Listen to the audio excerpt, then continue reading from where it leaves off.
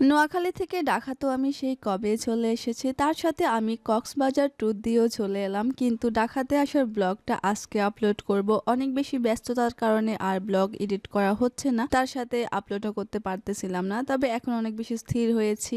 একদম সবকিছু ঘোরাফেরা শেষ। আস্তে আস্তে প্রত্যেকটা ব্লগ আপলোড করব। ঢাকাতে আসার আগের দিন রাতে আমি অনেক তাড়াতাড়ি ঘুমিয়ে গিয়েছিলাম। ভেবেছিলাম সকাল সকাল ঘুম থেকে উঠে একটু কুয়াশার ভিতর হাঁটবো, কিন্তু আমার আর সেটা হয়নি। ঘুম থেকে উঠে দেখি সূর্য মামা উঠে গিয়েছে। তো কি আর করার, সকাল সকাল উঠতে পারিনি। তার জন্য এই জায়গাটা এসেছি, একটু প্রকৃতি দেখতেছিলাম। অনেক বেশি ভালো লাগতেছিল। যদি ভোর ভোর উঠতে পারতাম তাহলে আরো বেশি ভালো লাগতো। তো আমি এখানে কিছুক্ষণ দাঁড়িয়ে আছি। রোদ উঠে গিয়েছে। আমার সাথে এখানে হাঁস মুরগি সবকিছু আছে। আর এখানে পুকুরে সব রকম সব মাছ দেখা যাচ্ছে। পানি অনেকটাই কমে গিয়েছে। এখন যেহেতু শীতকাল, তার জন্য চলে আসতেছে শীতকাল। তো এখন অনেক বেশি পানি কমে যাবে। এখানে আবার পানি দিতে হবে প্রজেক্টে। নাস্তা পানি সব রকম সব শেষ করে জামা কাপড় গুছিয়ে সিএনজিতে উঠে গিয়েছে। আর ওই যে দূরে ফুফু চলে যাচ্ছে, উনি আমাদেরকে আগায় দিছিল, এখন চলে যাচ্ছে। তো আমি একটু ভিডিও করেছি। এবার এই তো আমরা চলে এসেছি রাস্তার মাথায়। আর এখান থেকে আমরা কেকে ট্রাভেলসের টিকিট নিয়ে নিয়েছি।